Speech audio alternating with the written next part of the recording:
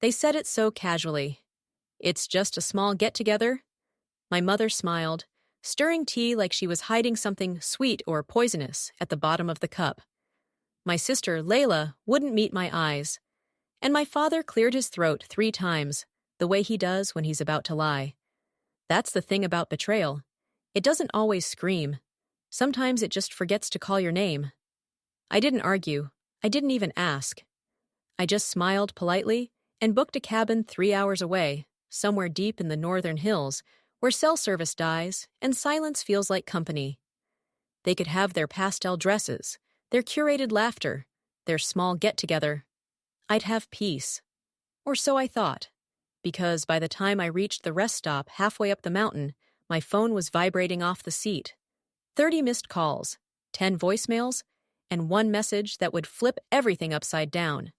Rayan didn't show up. My sister's fiancé, the man who used to promise me the same forever. The thing about heartbreak is, it doesn't kill you. It lingers. It hums quietly in your bones, waiting for its cue. I still remember the first time Rayan told me he loved me. We were sitting in his car outside a late-night cafe in Karachi, rain clinging to the windshield, his hand warm on mine. He talked about marriage, about finding a small apartment, about having Sunday mornings that smelled like burnt toast and laughter. I believed him. Maybe that was my mistake. 2 months later, he disappeared. 2 weeks after that, my sister posted a photo, his arm wrapped around her shoulders. Captioned, "Found my forever." No one looked at me when I showed up for dinner that night. Not my mother, who suddenly found her food fascinating. Not my father, who excused himself 3 times during the meal. And definitely not Layla, glowing with the kind of happiness stolen from someone else. That was the night I stopped being the quiet daughter. That was the night I decided, if they could lie beautifully, I could tell the truth beautifully too. You learn to smile when you're broken. You learn to say, "I'm fine," while the glass is still inside your chest. I helped them plan the engagement. I picked flower arrangements, suggested the photographer. Layla thought I was healing. My mother said I was finally acting mature. They had no idea what I was really doing, memorizing, recording, and collecting. Rayan's second phone found. His hidden messages retrieved. The woman named Zara discovered. She didn't know about Layla. She didn't even know about me. She thought Rayan was single. When she found out the truth through a few carefully timed screenshots, she didn't cry. She acted. That was how the first domino fell. Rayan lost his job within a week. A quiet investigation. A few anonymous emails to HR. By the time anyone noticed, his accounts were frozen and his company name was trending on social media. But I wasn't done. You don't just take my life and walk away. You learn what it feels like to be watched by someone who refuses to be invisible again. It took me 3 months to write it, every word sharpened like glass. A confession, a record, a mirror. Inside were his messages, the ones where he called me his first choice.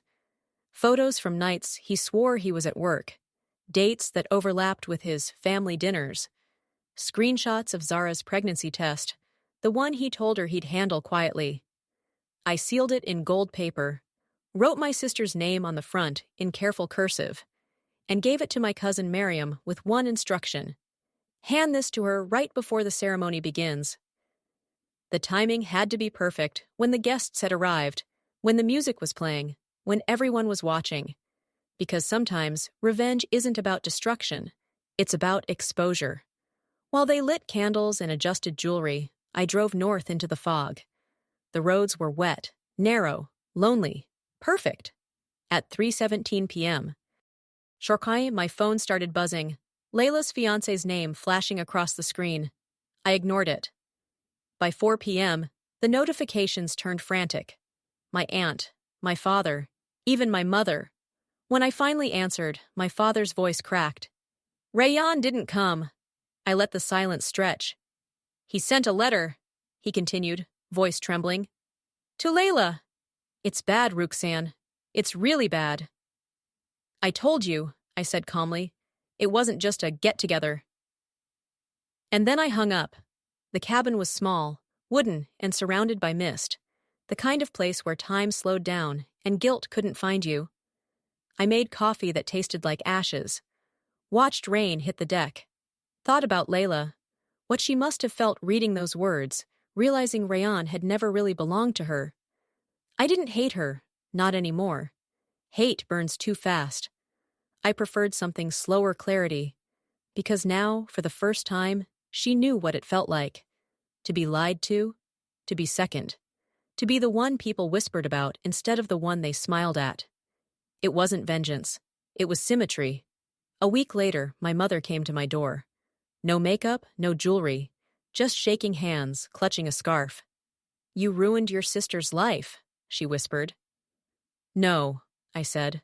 "I revealed who was already ruining it." She cried, said I should have come to them, that we could have handled it as a family. I laughed.